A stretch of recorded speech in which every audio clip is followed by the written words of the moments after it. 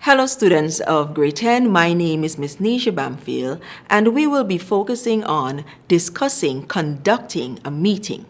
Our lesson objectives for today are to outline the steps for organizing a meeting, to understand the procedure during a meeting, and to describe the steps of running a successful meeting. Once again, welcome to your office administration lesson for today. Before we dive into today's lesson, let us recap the definition of meetings. A meeting is a gathering of two or more people that have been organized or convened for the purpose of achieving a common goal through verbal interaction, such as sharing information or reaching agreement. Organizing a meeting. There may be numerous occasions when a staff or company committee member may be required to organize a meeting. For example, the member may be called upon to organize a meeting of the sports club, debate club, or engagement department of which he or she is a member. He or she is required to prepare for a staff meeting, club meeting, or arrange for a meeting of company executives. Students, we must note carefully that before a meeting, there are several things that must be in place. As the note says, don't forget what is required. A. Particular considerations. 1. Whatever the circumstances, there are some essential elements that must be planned carefully, with attention being paid to every detail. Firstly, all participants must have information regarding the date of the meeting and place where the meeting will be held. It is useful to find out in advance whether a date and time will suit all participants or at least most of them. If not, it may be best to reschedule the meeting for a later date. 2. Once a date and time have been arranged or agreed and meeting location selected, participants must be advised. This is often done by email or by sending a hard copy of the agenda and notice of the meeting to all participants ahead of time to help them prepare to participate.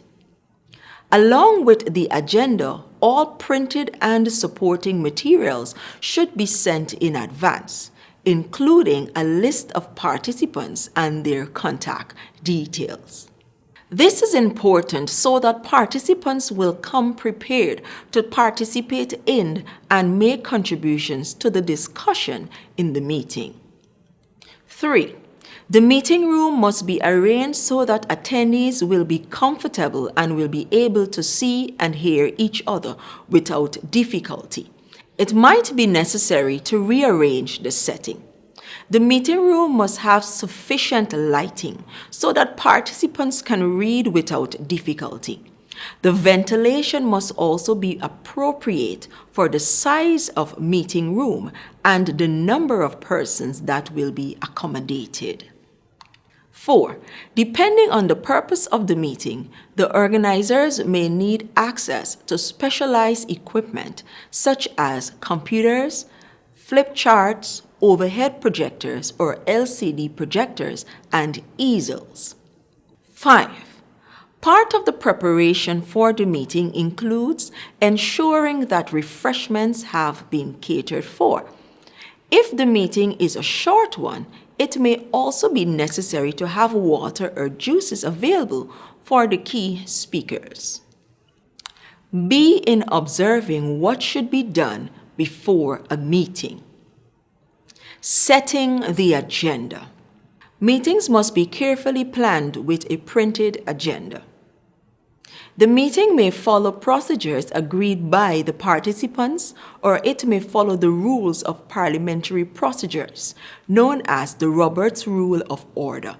These were established by Henry M. Robert in the early 20th century. Parliamentary procedures is a set of norms for conduct at meetings that allows everyone to be heard and for decisions to be made without confusion. These norms usually follow this order. 1. The reading of the minutes of the previous meeting. 2. Reports of officers on boards. 3. Reports of standing committees. 4. Reports of special or selected committees. 5. New business. And 6. Adjournment. The chairperson uses the agenda to guide the meeting and to ensure that all planned business is discussed. The secretary will usually contact all members to ascertain whether there are any points they wish to discuss at the meeting. Towards the end of the agenda, there is usually an item headed Any Other Business, during which members may raise points of concern. Let us look now at the procedure during a meeting. Most meetings follow an established procedure. Annual general meetings begin by asking participants to sign their names on a register. In some organizations, for committees, a quorum may need to be present for the meeting to be considered valid. Depending on the organization or company, the number of people required to attend the meeting before it can be considered quorate will vary. A meeting is usually said to be quorate if a majority of members are present. If a committee has 9 members, 5 members will constitute a quorum. If a quorum is not present at the time that the meeting should begin, the chairperson may wait a little while to see if any other members will arrive. If not, the meeting will be adjourned.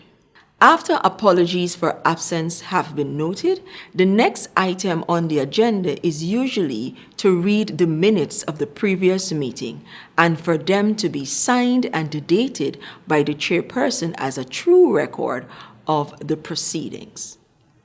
Any matters arising from the minutes are discussed next. During the meeting, it may be necessary for speakers to introduce themselves when they stand to speak if they are not known to all present.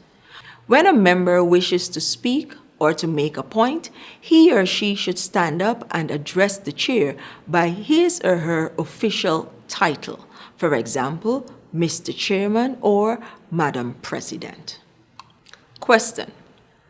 A board of directors is an elected group of individuals that represent shareholders and is a governing body that typically meets on holidays to set policies for corporate management and oversight. True or false?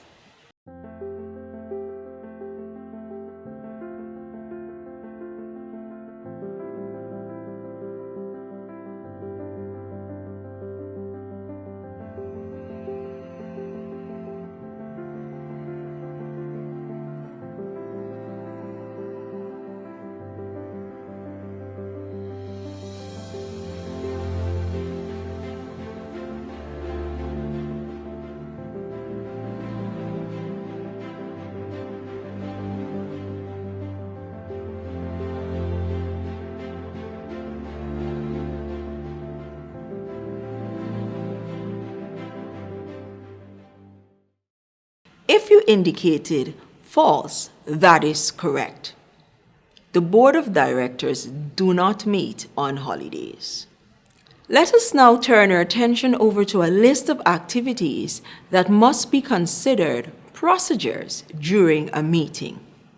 A. Moving motions. If a member wishes to put forward a proposal that a specific action be taken, it will be listed on the agenda. When invited to speak, the member will explain his proposal. or move a motion. If the motion is approved, it will usually involve individuals being responsible for undertaking certain tasks after the meeting. The member moving the motion says, "I move that." When a member moves a motion, another member seconds that motion by saying, "I second the motion." It is important to note that in many organizations, the formalities mentioned above are not necessarily followed. For example, individuals may address each other by name rather than addressing the chairperson first. Similarly, when motions are moved, they may be done in a less formal manner. An individual may simply propose that something be done without the need for a seconder. The proposal can then be discussed by all attendees at the meeting before being agreed or not agreed on. B. Role of the secretary. The secretary to the meeting should have copies of minutes of the previous meeting to hand out for easy reference, and extra copies of the agenda in case any attendees have forgotten their copy. Once the meeting is underway, the secretary to the meeting will make notes of the proceedings, indicating that decisions were taken. Although nearly all secretaries make handwritten notes, some usually use digital recording systems to record what is said for a more detailed account. This is then used along with the handwritten notes to create a summary of what transpired at the meeting.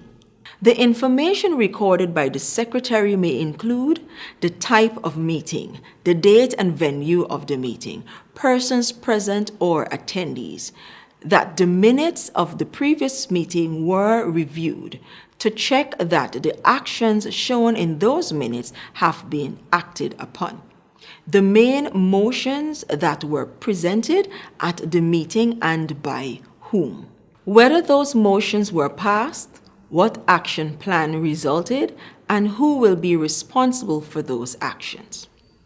Any other activity that transpired during the meeting, usually called any other business.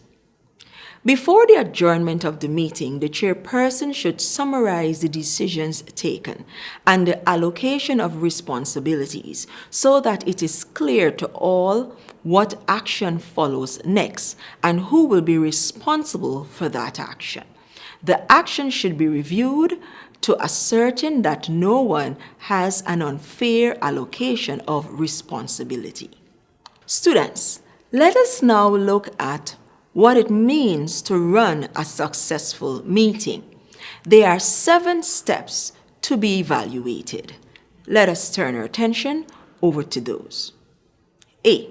Set meeting agenda, giving clear purpose guidelines. B. Design the meeting agenda and submit to attendees. C. Be prepared for the meeting by making necessary arrangements. D. Be on time. Demonstrate seriousness and responsibility. E. Provide opportunities for greetings and introductions. F. Maintain focus through visual and sound presentations. And G. Action outcomes. Decide clearly on how to track development of motions that are moved. Setting meeting agenda. Be sure that all participants are clear on the stated purpose of the meeting. Decide how the team will measure success over a period of time. A clearly established order of business should be circulated in advance. For example, an agenda, general or chairman's, stating the list of topics to be discussed. The agenda. There is no specific outline of an agenda. However, here's an example of an agenda set for the Board of Directors. The meeting of the Board of Directors will be held on June 5th, 2021 in the company's boardroom at 16:30 hours. The list of the items on the agenda are apologies for absence, minutes of the previous meeting, Matters arising, Chairman's report, Finance Committee report, Board of Development Committee report, any other business announcements. Running a successful meeting requires preparedness. Be prepared. Always remember to be prepared for any and all meetings. Make the necessary arrangements before the meeting to ensure everyone's attending. Have all the necessary physical materials ready, such as spare copies of minutes, agendas, any other documents that may be required or referred to in the course of the meeting. Note, making excuses for lack of preparedness is never an option. Students, running a successful meeting also requires time management. Be on time. Show your dedication to and how serious you are about your responsibilities at the meeting by turning up for the scheduled meeting promptly. If you are chairing the meeting, set limits for each agenda time. If you have a 2-hour meeting schedule and 10 action items to get through, estimate how time must be distributed and will be needed for each of the items listed, and try as best to stick to each time limit. Remember, time is of the essence. Greetings and introductions. Provide an opportunity for persons to meet each other or introduce themselves if they haven't met before. The chairpersons could, for example, commence the meeting with an icebreaker or go clockwise around the table and ask individuals to state their name, job title, and role within the organization. This will relax the mood. When running a meeting, one must maintain focus. Be creative. Provide something to look at as well as to listen to. For example, when making a presentation with an overhead projector or via a computer program such as PowerPoint, individuals may like their own copy of the information that is being presented or shown on the screen. This is an option to be considered so that attendees are easily able to follow the presentation, make notes and references to agenda items. Action outcomes. When motions are moved, decide clearly who will be responsible for what and by what date. Responsibilities can then be recorded, tracked, and reviewed at each meeting. It may be necessary to convene further meetings so that individuals, teams, and departments within the organization can act on the decisions taken at the meeting. Crucially, though, the ultimate responsibility for making sure that the tasks are carried out will be that of the person who attended the original decision-making meeting and had the task designated to them. Students, we've come to the end of today's lesson on meetings. I hope I've stirred your interest and that you have learned something interesting. Here is the end of lesson exercise to be completed in your notebook. Remember, always make an attempt to get the exercises completed. Number 1, prepare an agenda for a meeting of the Sales and Marketing Department in your company, Smart Solutions, Inc. Include the date and time of the meeting, items to be discussed, and any other business with possible motions to be moved. Use your creativity and imagination in making the agenda as full and varied as possible. Number 2, Smart Solutions, Inc. is hosting its AGM, Annual General Meeting, for its Board of Directors.